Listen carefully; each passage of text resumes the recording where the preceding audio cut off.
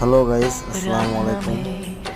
Jordan আলবিএল রাত্রে 11টা বাজে। এখন আমরা ডিউটি থেকে আসছিলাম, ভাবলাম একটু ভিডিও করি। তো ভিডিওটা কেমন হয়েছে প্লিজ জানাবেন কমেন্টে, শেয়ার